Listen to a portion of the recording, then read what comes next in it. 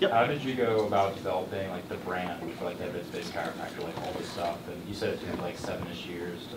Yeah, just super long and super slow. So when I thought of the name, the Evidence Based Chiropractor, it actually wasn't to make a statement. It was available.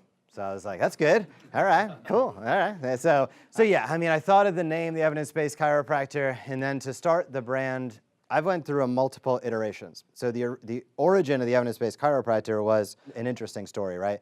So it's actually a continuation of the story of starting at FOI. I show up and there's 0 patients to be seen. I start marketing to people in the community and making flyers, and they were literally like, dude, you can't use our logo on like these crap flyers that you're making your own. Like, we have branding here. You can't just be all cowboy on us. So I was like, okay, well, what am I, like, can you make me this stuff? Sure, we'll put it in the queue for next quarter.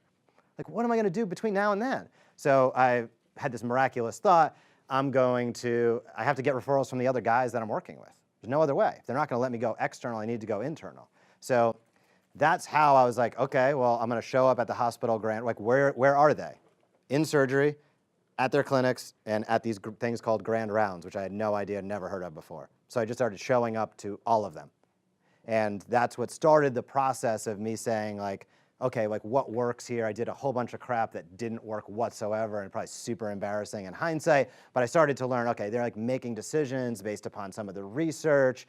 They actually kind of care about that. You need to, the reps are in their offices all the time, so they're wicked busy. You need to have consistency. I just started to piece together about how do you bridge the gap and build these relationships. That's what eventually became the evidence-based chiropractor. So like, nobody else is talking about this, especially 10 years ago. Nobody else is teaching this, and quite frankly, even those who are don't know what the hell they're talking about because they're not doing it. So that's what became the evidence-based chiropractor.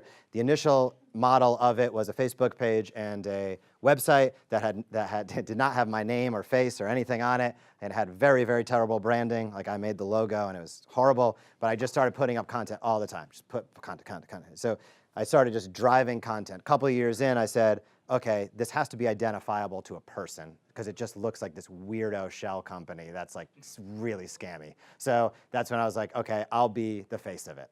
So that's when I was like, okay, I'm gonna be involved with this. Then I started saying to myself 3 or 4 years ago, I was like, I should do a podcast. One thing I'm good at is seeing what happens next. I'm really good at picking out like good restaurants and bars, I think Paul will say, but I apply that to other things as well. Like, I kind of have this weird knack of like seeing something before it happens, right? So I started the podcast, which is now the biggest one in chiropractic by far. So most listened to, I should say. So I started that. Then like a year and a half ago, so I did that like 2 years ago. Then I was like, okay, I need to do video. And I actually knew I needed to do video 4 years ago, but I didn't start because I was suffering from the 5 commandments of video. You think you look weird, sound weird, don't know what you're talking about, and everybody hates you. And that happens, by the way. So then I just said, but then the slide after that is get the hell over it. So I got over it and just started. And then that's what started, now so it's been iterated, right? It was mostly text, what I'd say. Then I added in an audio component. Then I added in a video component. And that's on the brand building aspect of it. How it's monetized is a little bit different, but I'm happy to talk about it. But that's kind of how I built it. So consistency, blind perseverance, and not giving in, as with anything in life.